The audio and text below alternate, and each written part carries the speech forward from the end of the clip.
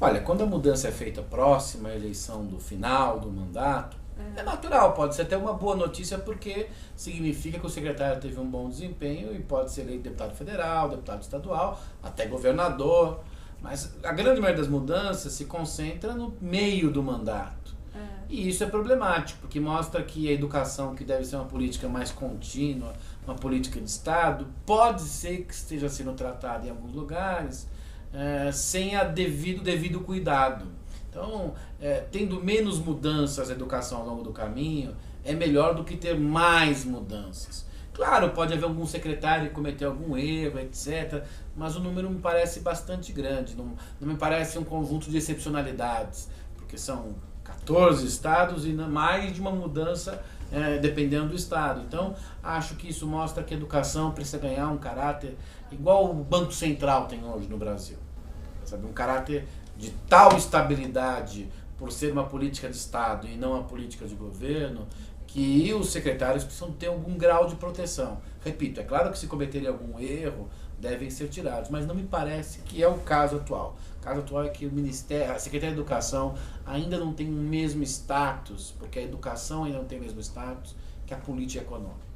E a gente precisa dar o mesmo status à educação que se tem hoje na política econômica do Brasil, ou seja, é uma política de Estado e não uma política conjuntural.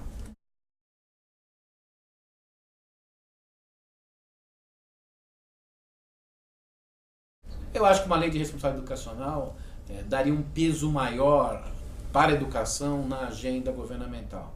Quando isso ocorrer, não precisa criar nenhuma proibição para mandar a gente embora, isso seria estapafúrdio. Mas quando isso ocorrer, os governantes vão levar mais a sério a política educacional. Vão perceber que quanto mais houver continuidade, melhor.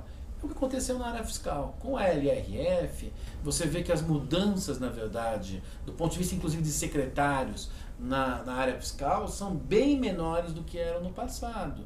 Os ministros da Fazenda, inclusive, ficam mais tempo agora. Então, na hora em que isso acontecer, os governantes vão pensar duas vezes antes de trocar o secretário como se troca, digamos, de roupa. Então, acho que é esse o principal objetivo de uma lei de responsabilidade educacional do ponto de vista da estabilidade da política. Ela não pode, é claro, criar parâmetros tais que você amarre as mãos dos governantes. Mas você pode criar um certo parâmetro e o governante vai pensar duas vezes antes de fazer mudanças conjunturais na política educacional.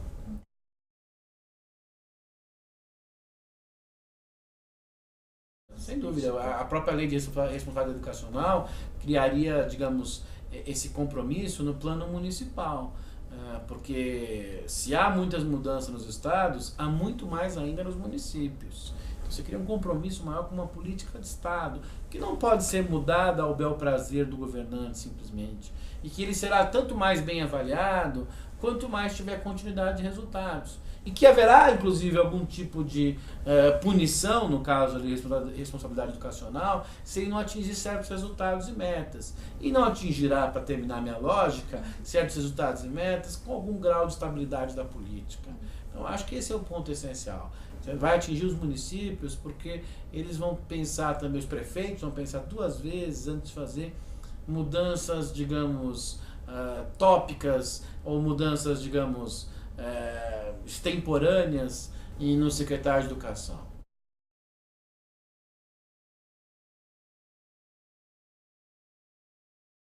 Olha, eu acho que redes estaduais muito grandes já constituem em si um problema organizacional. Como resolver isso não é fácil.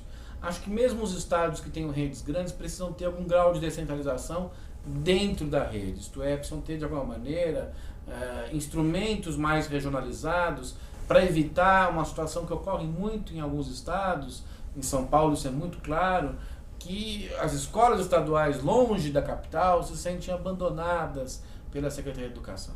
Então você precisa aprimorar mais mecanismos de monitoramento, controle e de absorção dessas escolas para uma ideia de sistema educacional estadual.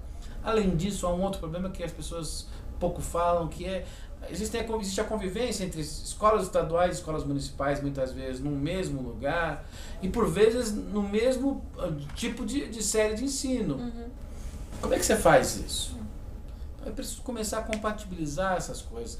quando se fala que é um regime de colaboração, não é um regime de proibição ou de competência exclusiva, é um regime de colaboração. É preciso equilibrar mais a relação entre estados e municípios. Nesse sentido, eu acho que os estados têm um papel coordenador junto às redes municipais e muitas vezes não têm exercido esse papel. Muitas vezes quem tem exercido esse papel é o governo federal. O governo federal não vai conseguir coordenar sozinho 27 redes estaduais e a possibilidade de ter mais 5.564 redes municipais. Então os estados precisam regionalizar a educação e coordenar junto com os municípios. Sei que há competição, muitas vezes até por recursos, dependendo do seu número de alunos, isso tem algum impacto no seu orçamento educacional, tudo, mas é preciso ter um regime aí que tenha estímulos para a colaboração. Eu acho que o Fundef e o Fundeb melhoraram a distribuição dos recursos, mas não trouxeram estímulos para a colaboração. A gente precisa pensar em instrumentos legais que aumentem a colaboração e a cooperação entre estados e municípios.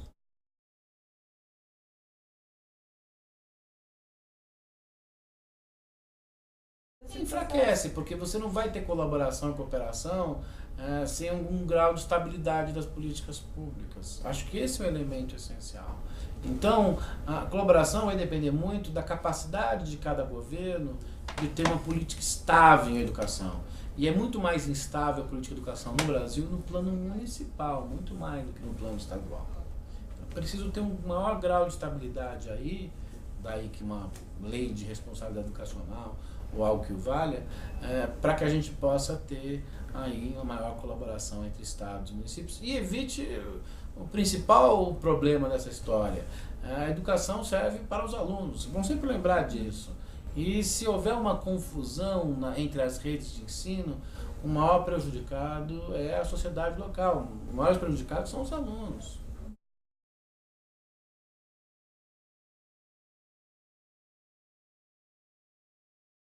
A passagem de, digamos, de escolas estaduais para escolas municipais, da competência estadual para a competência municipal, envolve uma ampla barganha e negociação federativa, legítima do ponto de vista democrático. Se você tem muita descontinuidade, fica difícil fazer esse processo.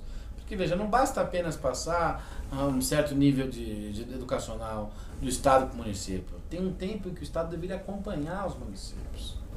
Porque simplesmente passar é o que a gente chama de operação desmanche. Vai embora e se vire ali. Esse é o problema, não dá para fazer isso no Brasil. Aí é preferível manter mesmo essa dualidade de redes. Se for para migrar cada vez mais, particularmente o Fundamental 1, se necessário o Fundamental 2, dos estados para os municípios, isso tem que ser feito com acompanhamento, talvez por alguns anos, da rede municipal pela Secretaria Estadual de Educação.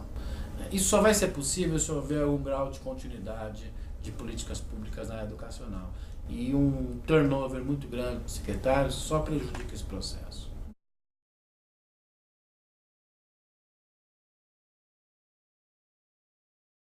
Essas questões muitas vezes não aparecem nesses planos porque elas são questões político-institucionais que elas, na verdade, estão nas bordas da política educacional. A questão principal aqui colocada da estabilidade dos secretários, não sei como é que se vai colocar isso, mas com certeza, sobretudo na ideia de um plano nacional, vai se colocar a necessidade de maior colaboração entre os níveis de governo e de maior continuidade da política pública nacional. Se essas duas coisas forem colocadas, a partir disso a gente começa a pensar em que instrumentos podem viabilizá-las.